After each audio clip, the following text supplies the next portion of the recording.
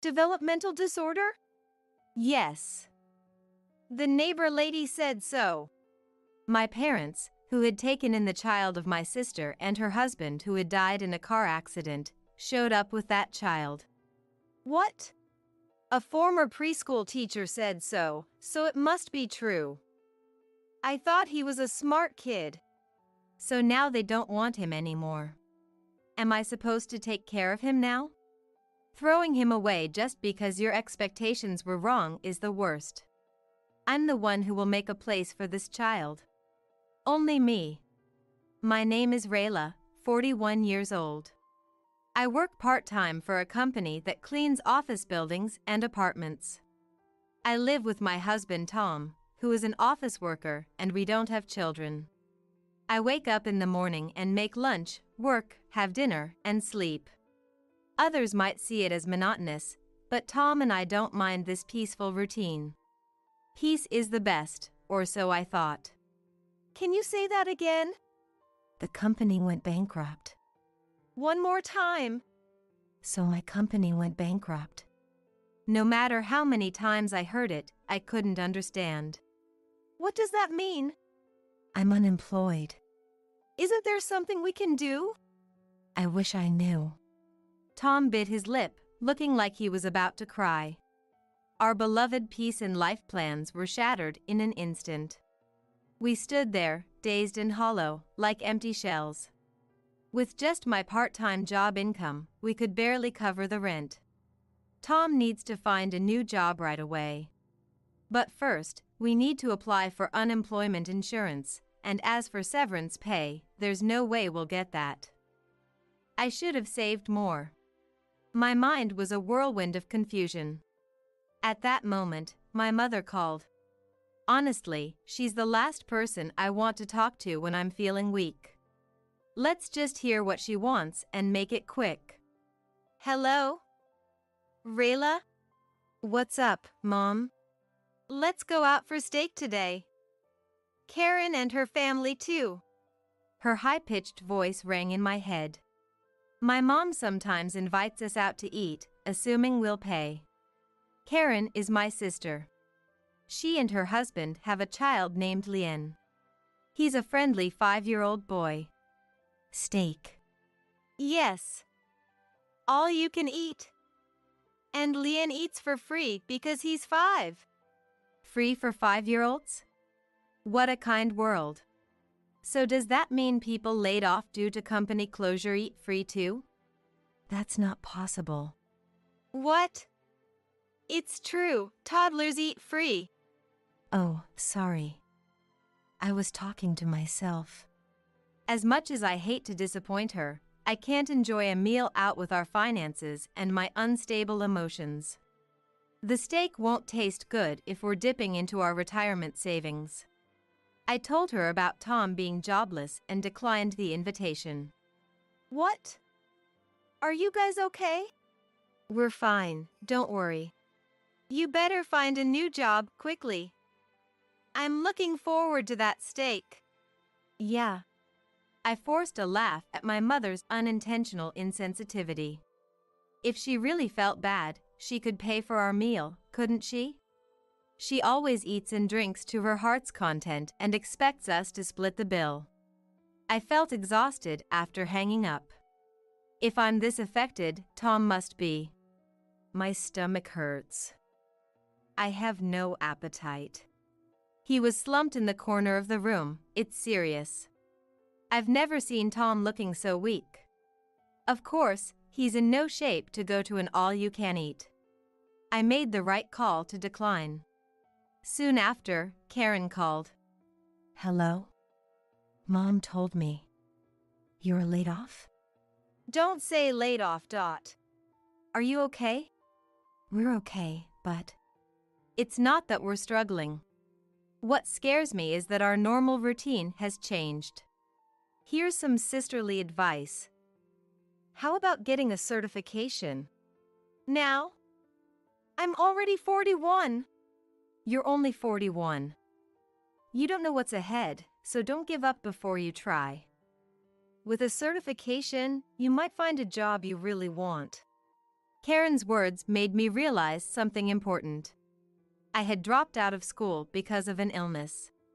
I'm not exactly satisfied with my current job or salary, but I had given up, blaming it on dropping out.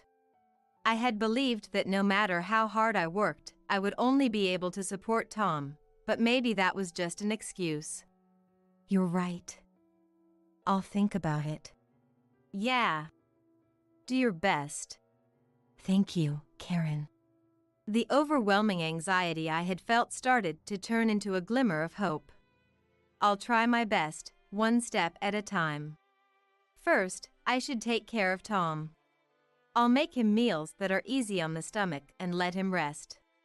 I'll make sure to keep living normally so that he doesn't get more stressed or fall into negative thoughts. Despite my efforts, Tom's job search isn't going well. He fails all the interviews, and his fatigue and frustration are building up. When he sees me going to my part-time job as usual, he grumbles. It must be nice to be needed by society and have a place to belong. I pretended not to hear and wished for peaceful days to return soon. Then one day, something unbelievable happened. My sister and her husband died in an accident. A car ran into the line of people waiting for a bus. My nephew Lien, who was with them, only got some scratches, but they weren't so lucky.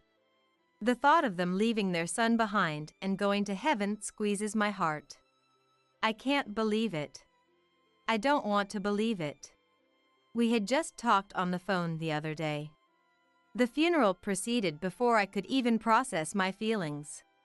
Poor Lien, who lost his parents, might not understand the situation, but he quietly reads picture books or plays with toys alone. I stayed by Lien's side as much as possible. I'm sure Karen would have been worried. Lien needs no care at all. For a 5-year-old boy, it's normal to run around and make noise, but he quietly plays alone all the time. Seeing how good he is only makes my heart ache more. We'll take Lien in, my mother said after everything was over. We'll raise our grandson properly. Lien, don't worry, my father assured, so I felt relieved to leave him in their care. If it was a choice between a foster home and taking him in ourselves, I would have discussed it with Tom, but it seemed unnecessary. Besides, it would be irresponsible for an unemployed Tom and a part-timer like me to raise Lien. It's been a long time since we've had a child to raise, my mother said excitedly. I'll help too. Call me anytime you need a break. Lien, let's play again soon, I said, patting Lien's head, but he didn't smile. He didn't cry or seem lonely either. Maybe he still didn't understand reality. I waved goodbye, but Lien didn't look back. A week later. Remembering Karen still hurts and makes me sad, but I can't stay down forever. I need to change my mindset. I have time off from my part-time job until today. After seeing Tom off to his interview and cleaning the house, my parents and Lien arrived. Why are you here all of a sudden? Did you come to visit? Contrary to my welcoming smile, my parents looked serious. Lien stood behind them. The atmosphere was unusual. Something must have happened. I invited them in, but Lien wouldn't come past the entrance. Did something happen? It's fine. Just ignore that child. What? We thought he was a smart kid, but we were fooled. My parents started talking in an irritated manner. They said it was troublesome because he was picky about food. Ignoring even though he can hear, or suddenly leaving the house without a word, it just doesn't make sense. It's eerie how he can play with the same toy for hours, my parents said with a pained expression. When they consulted a neighbor friend who used to be a preschool teacher, they were told he might have a developmental disorder. Now that I think about it, Lien has trouble with group activities, so I'm worried he might be feeling isolated at the child care center, Karen also mentioned. Such a strange kid, no, a difficult one. I can't handle him. That's Lian's personality, isn't it? He's not even moving from the entrance. He's just staring at the floor. Such a weird kid. I think it's normal for a child to be cautious in a new place. You don't need to force him. What would you know, Rayla? You don't have kids. My mother becomes hysterical. He's weird because his development is delayed. Stop it. That's not certain yet. What would you know, Rayla? You don't have kids. I heard you the first time. Saying that just leaves me with nothing to say. We took him in because he's a quiet and smart grandchild, and we thought we could send him to a good college. What? That way, we'd be secure in our old age. This is a betrayal. I was stunned. They took him in not for his sake, but for their own. Our eldest daughter died before us, and the second one dropped out. We raised them so well, and they ended up as failures. We wanted a do-over with our grandchild, but it's ruined. What did she just say? Failures? Who? Karen and I? My blood ran cold. We can't handle him anymore, so Rayla, you take him. My mother says something even more outrageous. My father nods in agreement beside her. What are you talking about? It's not that simple. It's okay. I give my permission. I give mine too. Why do I need your permission? You've been telling me I'm childless this whole time. You're a dropout, a cleaner, childless, with no future. Giving you this chance makes me a good mother, right? How dare you? Think positively. Unemployed, dropout, developmental disorder. Only room for growth, right? There are things a parent should and shouldn't say. This can't be brushed off as a joke. Taking in a grandchild with selfish expectations and then giving up when it's inconvenient is too cruel. I can imagine the frustrated faces of my sister and her husband, who are no longer here. Fine. I'll take him. Oh, really? Mom, Dad, you're not involved anymore. I'll contact you only when necessary for paperwork. Then, we'll leave Lian here. I'll send all his things and photo albums. Just go already. I struggled to contain my anger. After my parents left, I sat at the entrance with Lian, who was talking to his stuffed animal. Lian did nothing wrong, yet his normal life was taken away, and he was betrayed by adults he trusted. How lonely he must feel. I want to be a place where he can feel safe. I don't know anything about parenting or developmental issues, but I'll study hard from now on. Where did Grandpa and Grandma go? It's okay, Lian. Stay with me. Okay. At that moment, the front door, which I was sure I had locked, opened, and Tom walked in. Hey, I'm back. The interview's over. I'm exhausted. Tom looked at me and Lian, sitting by the entrance, and tilted his head in confusion. I explained the situation and apologized for taking Lian in without any consultation. Tom looked displeased. Of course he did. A decision this big shouldn't be made alone. I hadn't even mentioned that I was considering taking Lian in, so it must have been unexpected for Tom. I'm sorry. I had no choice. I'm really sorry. But Tom's feelings were different. No need to apologize. If we hadn't taken him in, I might have been angry. What I can't forgive are your parents. What do they think children are? After saying that, Tom picked up Lian. But I'm grateful. I'm so happy to live with adorable Lian. Tom rubbed his cheek against Lian's with a big smile and said, Looking forward to being with you. Lien giggled, maybe because it tickled. Watching them both so happy made me happy too. But there's a problem. We are both unemployed and dropped out of school, which is a very unstable situation. Reality is harsh. Tom said today's interview was an immediate rejection. This means we can't responsibly raise a child. It's extremely bad. Hey! How about we all go live with my parents in the countryside? Tom said, as if he had a bright idea. Tom's family home is in the mountains. I've only been there once. We took a plane and several trains to get there. The place was beautiful, with a river where fireflies danced and clean, refreshing air. I remember talking about how it would be nice to come back here and live quietly when we got older. We don't know when we'll find new jobs, and I don't want to be involved with my parents. The timing is now. I quit my job, canceled the apartment lease, completed the adoption process, and moved. I told my parents that we were going to Tom's family home, but they didn't seem to care and said nothing in particular. Tom's parents and his brother's family welcomed us suddenly showing up at their house. I was prepared for strict words as their daughter-in-law, but I quickly fit in without any problems.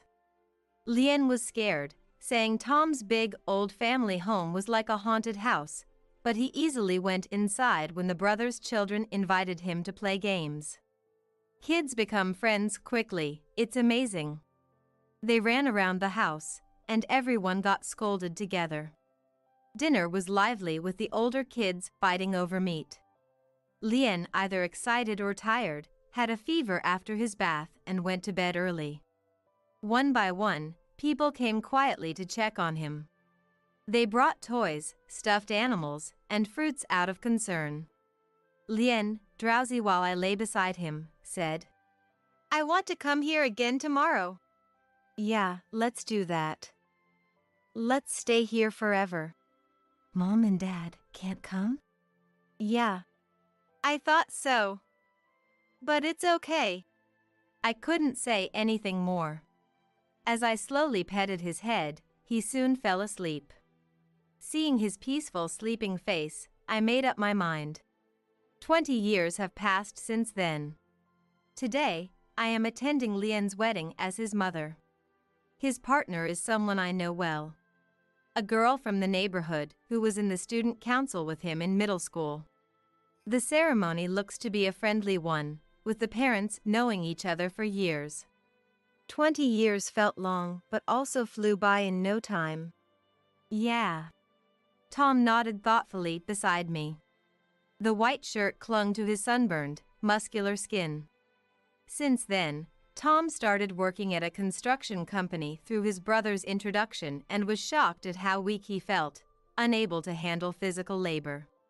He dedicated himself to weight training to be able to lift the increasingly heavy Lien.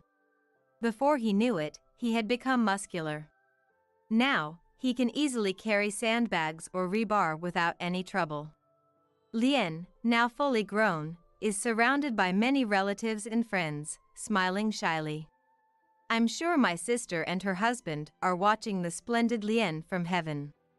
As the ceremony was about to start, I was called by the venue staff and found an unexpected guest there. Mom. My mother, whom I hadn't seen in a long time, was wearing a flashy dress, her hair a mess, yelling at the staff. My father, who had lost most of his hair, was with her. It seemed they were causing a scene, insisting that as grandparents, they should be allowed to attend the wedding even without an invitation. As expected, I had anticipated my parents would come uninvited to Lien's now famous wedding. So I had asked the venue staff to check the attendees. Rayla, what's with these rude staff? Do something about it. Coming all this way just to be treated like this? This is ridiculous. They came uninvited and made a fuss. What a nuisance. Who are you people again? Huh? Please leave if you're not invited. What? Have you forgotten the parents who raised you?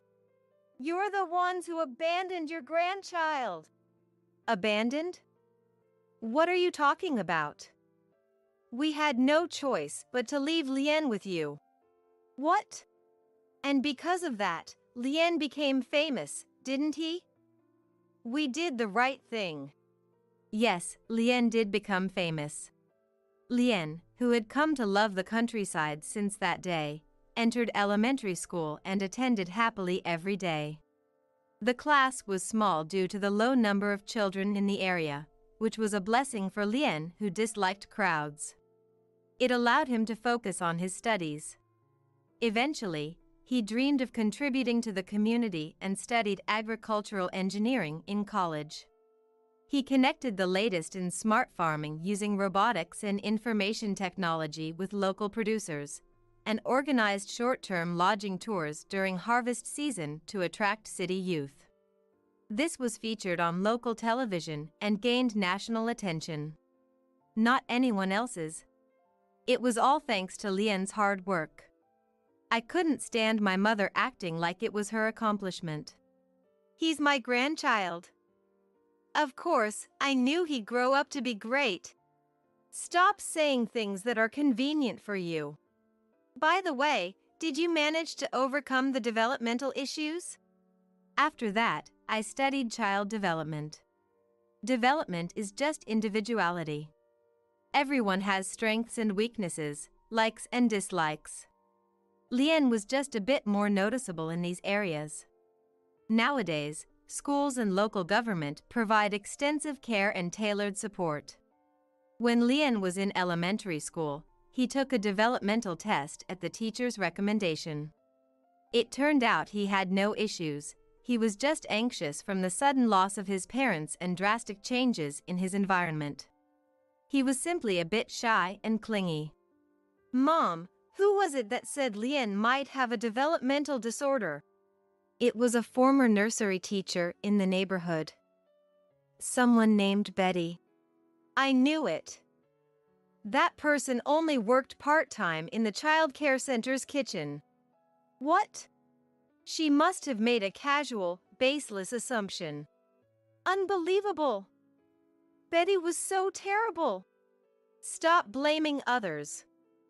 The fault lies with you, Mom. Rayla, who do you think you're talking to? My mother, her face red with anger. How did you even know today was the wedding day? I saw Lien talking about the upcoming wedding in a TV interview. I called around to the wedding venues in the area and told them I was her grandmother, and they told me. You think you have the right to call yourself her grandmother? I can't believe you would do something so deceitful without a second thought. Just then, Tom showed up, worried that I had been gone too long.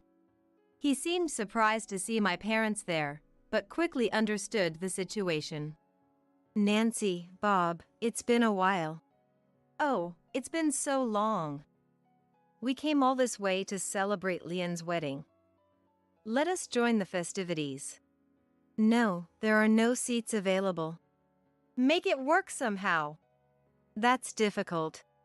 Do you know who I am? My parents seemed to think Tom's mild-mannered nature would work in their favor and took a firm stance. The staff can figure out the seating. Just let us in for now. I'm afraid that's not possible. We just want to see Lien. I'm sorry, but no.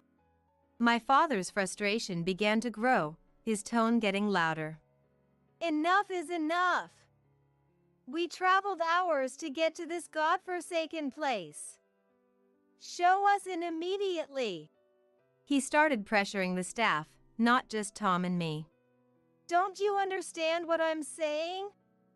Is this rural place too backward to comprehend? I couldn't believe what he was saying. Just as I stepped forward to stop my father, the buttons on Tom's shirt popped off and hit my father's head. Tom's muscles must have been too much for the shirt. Am I shot? My father instinctively touched his forehead. Stop it! Don't shoot me! He looked terrified. Doing this won't help. We're not leaving until we see our precious grandchild. At that moment, Lien, the star of the day, appeared. What's going on with all the noise? My parents' faces lit up instantly. You've grown so much. Doesn't he look just like me? Really? Let me get a good look at you. I felt nothing but disgust for these two and their selfish remarks. Lien looked at me, pleading for help. Who are these people again? What? Unlike my sarcastic remark earlier, Lien genuinely didn't know. Of course not. Lien, as a child, had always looked down after losing her parents. It made sense he wouldn't remember their faces. Did you forget? I'm your grandma. And I'm your grandpa. We came to see you. This rural place must have been inconvenient, right?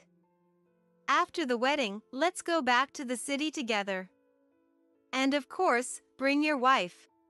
I had reached my limit. I couldn't stop shaking with anger. I won't let them say whatever they wanted anymore. Enough is enough. Just as I said that, Lien burst out laughing. Sorry, but you must be mistaken. You might not remember, but... No, you're mistaken. Lien's firm declaration made my parents flinch. Grandparents who make my mom look like this are neither needed now nor ever. Lien, who always called me by my name, called me Mom. I was on the verge of tears. I grew up here, studied here, and work here. I'm very content. It's not inconvenient at all. So, you don't plan on leaving? That's right. Then what about us? We're offering to live with us now that you're all grown up. No matter what you say, it's my life. That day, Lien, who had been sitting quietly at the entrance, is now clearly expressing his opinion. Nothing could make me happier. What's wrong with you? You're such a strange kid. You don't understand anything. You're all pretty strange too. What? Expecting to be allowed into a wedding you weren't invited to is really rude. What? Mom, Dad, it's time. Let's just leave these people alone and go. My nephew, no, my son walks towards the bride. When did his back become so broad? We can hear my parents yelling, but of course, no one looks back. Let's leave it to the venue staff to send them away. After that, Lien successfully finished the wedding and went on his honeymoon. They could have gone to a resort abroad, but they chose a nearby spa. They also wanted to connect with local farmers and make it part of their work. I think they should forget about work during their honeymoon, but for Lien, it's their passion and something they don't want to separate from their daily life. In the past, I wouldn't have understood that, but now I kind of get it. After settling down here, I remembered Karen's advice and aimed to get certified. I got a job at a nursing home that focuses on training staff and studied hard. I gained practical experience and was able to get certified as a care manager. Now I'm in charge of a section at the facility. It's tough but rewarding work. I can even use my experience as a cleaner. Now, even if Tom loses his job, I can say, leave it to me. I don't know what happened to my parents after that. They called Tom's parents' house asking for my contact information, but every time they called, no matter who answered, they were met with "Who is this?" like it was a secret code, so they stopped calling. After 20 years, it's too late to come back as if nothing happened. That gossip Betty in the neighborhood spreads rumors about her grandchild having a developmental disorder. My parents, who don't even have a single photo of Lien, would be thought to be making up stories if they tried to brag about their famous grandson. The grandchild you denied no longer exists anywhere. The only one here is the honest and kind Lien that I raised. Looking up at the sky, I see the relieved smiles of my sister and her husband. Mary handed me the letter she had read at the wedding reception. I wasn't so dense that I couldn't read the room and make a joke at a time like this. I needed to say something serious to Mary. Mary, thank you for being born. I'm sure you wanted to show this to Dad too. Mary's personality had completely changed after my husband, Tom, disappeared 15 years ago. Until then, she had been a bright and curious child, but she became timid and withdrawn. It must have had something to do with her father's disappearance. When Mary heard my words, she suddenly broke down in tears. I thought she was just overwhelmed with emotion, but something seemed off. She grabbed my hand while crying. Her grip was strong enough to leave a bruise. Mom, I'm sorry. There's something I've been keeping from you. I had a bad feeling about this. Dad was betraying us. There was a clear look of hatred in her eyes. I felt the color drain from my face. What do you mean? I hurried home and desperately dug up the spot Mary had specified. The shovel hit something. There was a cookie tin buried in the dirt. I shouldn't open this. A sudden fear gripped me. But I couldn't let Mary carry this burden alone. Don't turn away from the truth, I told myself as I opened the tin. Our meeting came suddenly. It happened in the spring when I was 28. Sarah, this is Tom, the new employee. The young man introduced by my manager, Lien, greeted me. Teach him the ropes starting today. With that, Lien quickly headed to the conference room. I'm Sarah. I'll start by teaching you the basics. If there's anything you don't understand, just ask. He kept staring at the name tag on my chest. Are you listening? It was Tom, right? Just as I was about to scold him, he flashed me a friendly smile and said something outrageous. Sarah, what a beautiful name. I was taken aback, not expecting to hear something like that from a new employee I had just met, who was also 10 years younger than me. I'm sorry. I guess I said something embarrassing, didn't I? He said, looking more embarrassed than I felt as he sat down at the desk next to mine. When I glanced at his profile, I noticed his ears were bright red. Maybe he wasn't a bad person after all. However, I couldn't help but feel uneasy that his first words to me, his supposed mentor, were those. Would he actually do his job properly? Perhaps it would be best to teach him about his attitude towards his senior colleagues. But my worries turned out to be unfounded. Tom quickly learned everything I taught him, and his friendly personality proved effective in winning over the sales team. He was so dedicated to his work that before I knew it, I had come to recognize Tom's abilities. And a year later, when Tom landed a big contract on his own, we decided to celebrate together over dinner. It's all thanks to your great teaching, Sarah. You don't let your achievements go to your head at all. Although my first impression of him wasn't the best, by that time I had grown comfortable being around Tom. But now that you've become so capable at your job, you're definitely going to get even busier. He would surely surpass me in no time. Tom reacted to my voice, which was so soft that I couldn't tell if he heard me or not, as I felt a sense of loneliness. Even if that happens, will you still go out to eat with me from time to time like this? The redness in Tom's ears wasn't just from the alcohol.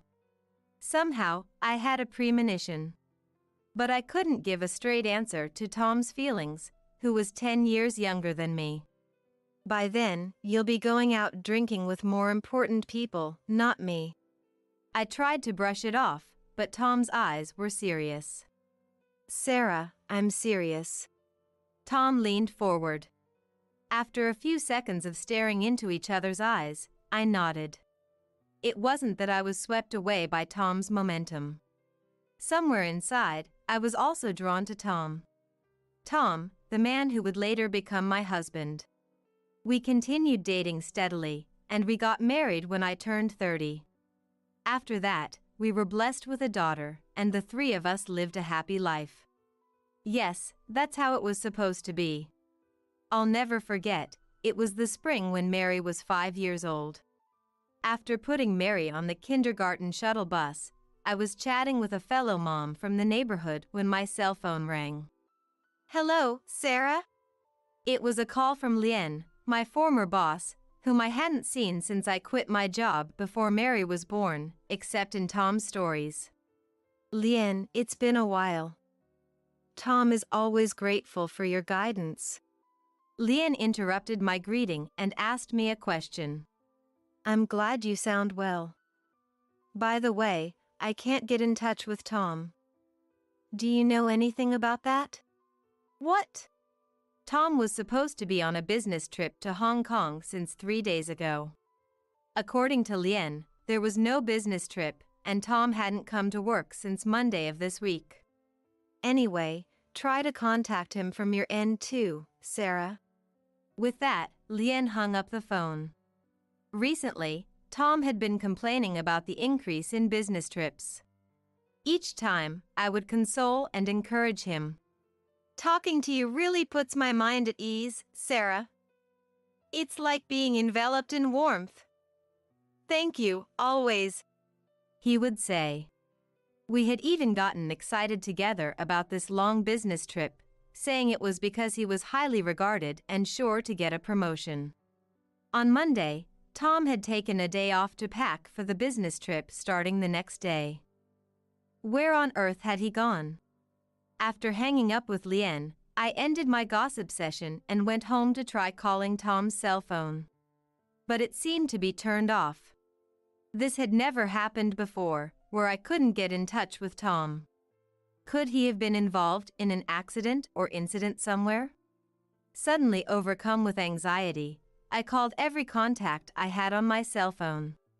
Tom's parents' house, his siblings, every friend I knew of. But no one knew of Tom's whereabouts. From then on, days so painful that I don't even want to remember them continued. At the suggestion of my in-laws, I filed a missing person report for Tom, but no leads turned up at all. I swallowed my shame, asked Lien, and returned to my old workplace, working as if to fill the hole Tom had left. But at the same time, Mary's smiles started to decrease. Even with reduced working hours, it was a completely different life than before. From Mary's perspective, her father had disappeared, and even the time she spent with her mother had decreased. I understood Mary's loneliness all too painfully, but we had to overcome it together. For my part, I felt uncomfortable being treated as a pitiful woman who had been abandoned by her husband and was now cleaning up his mess at work. Only my longtime colleagues treated me normally, but I could see sympathy in the depths of their eyes. I felt like I was being pushed to the brink mentally, but I gritted my teeth. In front of Mary, I tried to act as cheerful as possible, so as not to let her feel any anxiety or loneliness. And I wanted to give Mary a life where she lacked for nothing. That was my sole focus. When Mary entered elementary school and we had gotten used to life with just the two of us, I made a certain request to my manager. As long as it's not too much for you, Sarah. Lien was probably worried about me, but at the time, I had lost faith in everyone, so I could only thank him formally. And so I started an online shop as a side job. Has it really been 15 years since then?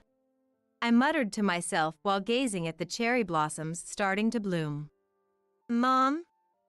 What's wrong? Mary, who had been walking ahead of me, turned around. The image of Mary in my memories overlapped with her current appearance. Don't tell me you're still nervous, Mom? Mary laughed mischievously. Of course not. I wasn't nervous from the start. I joked back, and we walked side by side, laughing. Today was a family meeting with Mary and her fiancé's family. Mary, now fully grown, had met her fiancé at the city hall where she started working after graduating from college. If you were going to go to college and work as a public servant anyway, You could have waited a little longer to get married. Mary was only 23 years old. I had accidentally muttered this on the day she first introduced him to me, but Mary said, "You married Dad on instinct too, didn't you, Mom?" It dredged up unpleasant memories from my past and left me with complicated feelings, but she was right. No matter who says what, I am going to marry this person. Mary's personality of charging straight ahead once she made a decision was definitely something she got from me. If it seems like it's not working out, hurry back home, okay? That's not going to happen. We enjoyed having conversations like that over and over until the wedding day. And a few months later, Mary's wedding took place. I watched from a distant seat as Mary received countless words of blessing. As the reception was coming to an end, it was time for the bride to read a letter. I had told Mary that I didn't want her to do it because it was embarrassing. Mary had also said she wouldn't do it. I couldn't show tears in front of so many people. No matter how much sympathy or comfort I received after Tom disappeared, I had managed not to cry in front of others until now. I was determined to play the role of a strong mother who wouldn't cry no matter what, until the very end. With that resolve in my heart, I took the stage as prompted. To my beloved Mom. Mary began reading the letter. Starting from the days when Tom was still with us, to the loneliness she felt when the time she spent with me decreased after Tom's disappearance. How she eventually started helping out a lot, wanting to support me as I threw myself into work, and her rebellious phase during her teenage years. Her gratitude for being able to live a life without any hardships through high school and college. All the events written in the letter, and even more so, the ordinary days we spent together felt like they had happened just yesterday. I absolutely wouldn't cry. I thought I would catch Mary's eye and laugh together like always, but at that moment, Mary's voice stopped. I looked over at Mary and saw her crying, dressed in a beautiful gown. Seeing her like that again, she looked so beautiful, almost like a different person. Mary, who was always young and forever a child in my mind. But once this day ends, a different life from before will begin. When did she become such a lovely and wonderful woman? I could vividly remember everything until now, but Mary, crying as she read the letter to me, seemed to have gone to a place beyond my reach. Suddenly, tears spilled from my eyes. And they kept flowing, one after another. They were tears of pride for Mary, who had become an adult, wishing for her eternal happiness, mixed with the loneliness that would likely come from being on my own from now on. After the reception ended, I headed to the bride's waiting room. Mary, who had been resting for a bit, ran over to me. I can't believe you cried, Mom. We had lived together until now, but no matter how painful it was, I had never shown tears in front of Mary. Mary seemed surprised that I, who was like that, had cried. I told you not to read any letters. To hide my embarrassment, I pretended to be angry on purpose. But Mary, who would usually play along with me at times like this, had a solemn expression on her face. And Mary handed me the letter she had read at the reception. I wasn't so dense that I couldn't read the room and make a joke at a time like this. I needed to say something serious to Mary. Mary, thank you for being born. Your dad would have wanted to see this too. Mary's personality had completely changed after Tom disappeared. Until then, she had been a bright and curious child, but she became timid and withdrawn. It must have had something to do with her father's disappearance. She started wondering if she was an unwanted child, if her father had disappeared because of her. To avoid being seen as unwanted or unnecessary, she began to gauge people's reactions and moods first. After I noticed this, I showered Mary with love so she wouldn't feel anxious, and by the time she became an adult, she had returned to being a cheerful child, but today was a special day for Mary, and I didn't want her to have a gloomy face on a day like this, nor did I want to let that happen. And I wanted her to look to the future rather than being trapped in the past. Having Mary born was the greatest happiness for me too. The father in Mary's memories must have been eagerly awaiting this day as well. That was the one thing I absolutely had to convey to her. However, when Mary heard my words, she suddenly broke down in tears. I thought she was just overwhelmed with emotion, but something seemed off. She grabbed my hand while crying. Her grip was strong enough to leave a bruise. "Mom, I'm sorry. There's something I've been keeping from you." I had a bad feeling about this. I didn't want to hear what she had to say next. But my wish was not granted. Mary slowly spoke the truth. "Dad was betraying us." There was a clear look of hatred in her eyes. I felt the color drain from my face. What do you mean? Even if that were true, how did Mary know about it? Of course, Mary also understood that Tom had disappeared, but even I didn't know where he had gone or why he had disappeared. "I had been debating when to tell you for a long time, but I didn't want you to find out that secret alone after I left." Apparently, that secret was buried in the flower bed in our backyard.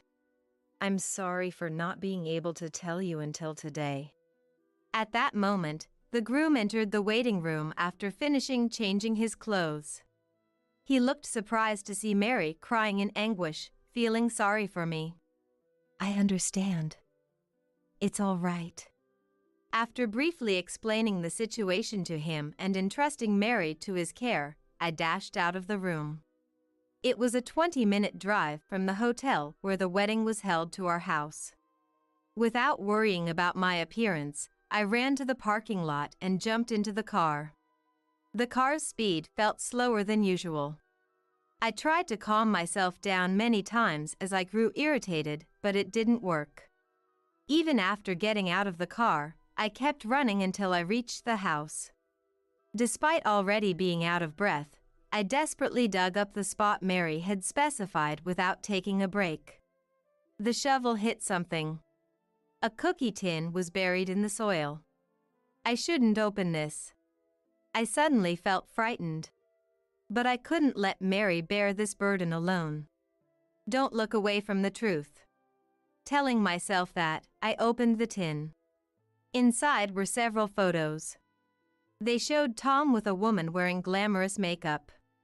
As I looked through them one by one, photos of the two entangled in a lewd manner appeared. I involuntarily averted my eyes. Was this the reason Mary had said Tom disappeared? For a while, I couldn't move, crouched in the garden. Why in the world would he have something like this? The night wind, still cold, enveloped me. The next day, I asked Mary, who had returned home, for the truth. "I found them in Dad's desk." That desk we had kept in the house for a while after Tom disappeared. I had also thoroughly searched it for any clues. "I searched that desk too." Still shaken, my tone sounded somewhat accusatory towards Mary. Mary explained the situation with an apologetic look on her face. When Tom disappeared, she saw me searching through his desk and became convinced there must be something there. She didn't know what it was, but she desperately searched through the desk. And in the back of the bottom drawer, she found an envelope. "I thought if I had that, I could help you, Mom." When Mary opened the envelope, those photos came out. Young as she was, Mary couldn't understand what they were doing in the photos, but she said it made her feel awful. Feeling that she shouldn't show these photos to me, she hid them in a cookie tin where she kept her toys. "I had intended to keep it hidden from you forever, Mom, but I was worried about what would happen if you found it on your own after I left." It was too big a worry for a child to bear alone. To think that Mary had been hiding this all along. I thought I had been protecting Mary, but it was the opposite. Was I the one being protected by Mary? "I'm sorry. Mary." I was at a loss for words. At the same time as I felt sorry for Mary, anger towards Tom welled up inside me. How could he leave such cruel evidence to the family he abandoned? Anger surged through me at Tom's irresponsibility. Nothing will come from letting my emotions take over with anger. No, in this case, I should properly put an end to it. I took the photos and headed to a detective agency. I had gone through so much trouble trying to find Tom's whereabouts. But based on those photos, the detectives were able to track down Tom's location with ease. From the building in the photo, they found a high-rise apartment towering in front of a certain station, staked it out, and confirmed Tom and the woman coming and going. They even pinpointed the room number for me. They said the couple often used food delivery services, so I decided to disguise myself as a delivery person and enter the apartment building. When I rang the intercom for the autolock, I heard a familiar voice. After giving the name of the delivery company, the automatic door opened with a "come in."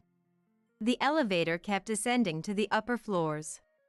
My heart was pounding and I felt nauseous. If I was going to turn back, there was still time. I asked myself over and over, but I made my way to the door of the room where Tom and the woman were supposed to be. With trembling hands, I pressed the doorbell. I readjusted my mask and pulled my hat down low. "Yes?" I heard that familiar voice again. "Delivery." I was so nervous I misspoke without thinking. What delivery? They'd definitely be suspicious. But I couldn't say anything more. What should I do? Just as I thought about running away, I heard the sound of the front door being unlocked. Did Betty order something? I could never forget the face that appeared from behind the door. My memories were only from when he was in his 20s, but the man who came out was undoubtedly my husband, Tom. He was giving me that same friendly smile as back then. "Ah." A sound slipped out, but Tom didn't seem to notice yet. "Huh? Where's the delivery?" Tom checked around me, as I only had a shoulder bag. Then, What? What's wrong, Tom? from behind Tom, a nearly half-naked woman poked her head out. It was her. Betty, 49 years old. Apparently, her family was wealthy, and she was living a celebrity lifestyle here. I recalled the information I had learned from the detectives. She was the woman who had been supporting Tom since his disappearance. Seeing the woman's face, I regained my composure and anger. I took off my mask and hat and stated my name to the two of them, who were stunned. "I'm Sarah, the wife of Tom over there." After staring at my face for a while, Tom let out a surprised cry. Ah! And fled into the back of the room. Oh my! As I watched Tom's retreating figure, Betty stood in front of me, blocking my way. How dare you claim to be the wife of a man you haven't seen in years? Betty crossed her arms, a confident smile on her face. But I couldn't back down here. I should be the one saying that. It seems my husband has been in your care all this time, I said with a laugh. Betty then stared at me from head to toe without saying anything. Can you explain what's been going on? When I asked, as if to shake off her gaze, she told me a story similar to what I had heard from the detectives. One time, when Tom was at a bar on a business trip, Betty took a liking to him and brought him to this apartment, which was also her villa. After that, Tom returned to the house where Mary and I were waiting and went about his daily life as if nothing had happened, but he started frequently visiting Betty. Eventually, captivated by Betty's wealth and the time he was spoiled, he had been here since leaving us that day. Betty gave Tom a luxurious life without having to work and had spoiled him rotten. Indeed, Tom, who ran away at the sight of me, was like a puppy. He was no longer the dignified and responsible Tom of those days. So, did you come to get Tom back? Watching Betty talk without any shame irritated me. I wanted to leave this place as soon as possible. I decided to convey only the main points to Betty. No, I don't need him anymore at this point. There's just one last thing I want to do as his wife. Betty tilted her head. I'll be claiming compensation from my husband Tom, and you, Betty. Betty nodded without changing her expression. How much? I'll give you whatever amount you desire. She provoked me with an upward glance, but the moment she heard my next words, Betty turned pale. I'm sorry. I'll have to consult with your husband about this. Leaving those words behind, I left the place. I knew from the detective agency's investigation that Betty had a husband. Apparently, it was a political marriage with Betty, but if this got out, it would be a big problem. It was unknown how much impact this fact would have on Betty, but surprisingly, the effect was outstanding. Don't tell my husband! Betty's scream echoed through the hallway.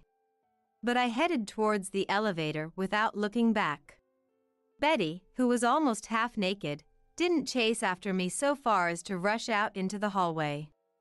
Inside the elevator heading to the ground floor, I let out a deep breath. And when I went outside, I stretched grandly. Ah, that felt great. People on the street were looking at me, but I couldn't care less. Looking up at the clear blue sky, I headed to Mary's new home. Through a lawyer, I was able to dissolve my marriage with Tom. Of course, I demanded compensation from Tom and Betty. Betty's husband and parents chose to cut ties with her, apparently. Despite being married as the daughter of a good family, she had been seducing a younger man using her parents' assets. If word of this got out, it would be detrimental to their family business, as they were a prominent family. Although Betty had shown confidence in paying the amount of compensation I desired, more than the amount ordered in court had been transferred to me. Surely, money had moved not only to me but to other places as well. And Tom, who was abandoned by Betty after she was cut off from her family and husband, was nowhere to be found. He had disappeared again, even though he still had compensation payments to make to me. But I had no desire to know his whereabouts. Mom, is this everything we need to dispose of? Mary was carrying luggage out of the room. She was helping me as I had decided to let go of this house, which was too big for one person, and move. That's right. Shall we take a little break? We chatted while drinking iced tea together. You know, Mom, there's something else I've been hiding. I nearly spit out my iced tea. I don't need any more of that. But Mary's face was serene, and her hand was placed on her belly. Could it be? Yes, a new life was growing in Mary's belly. And there's one more thing. I saw Dad the other day. Mary began to speak matter-of-factly. Apparently, she had seen him walking around in a shabby state while on a trip with her husband. It was a place that took 3 hours by car from here. He must be struggling. But I didn't feel like I wanted to help him. Rather, I couldn't believe that person was my dad. The Tom in Mary's memories must be shining. As if to shake off that topic, I stood up. That's the end of that story. Back to cleaning. Mary, throw out everything you don't need. If only memories and recollections could be discarded if they weren't needed. With those thoughts, I continued cleaning the room. And then, 2 years passed. Mary and her family came to visit this house where I now lived, doubling as my office. You seem to be thriving as always, Grandma. My tottering granddaughter walked towards me with outstretched hands. And I remembered when Mary was little. Dark memories immediately resurfaced, but I brushed them aside. Something far more important than painful memories from the past was right in front of me now. There was no time to dwell on unnecessary things. After all, from now on, I still had to make many fun and bright memories.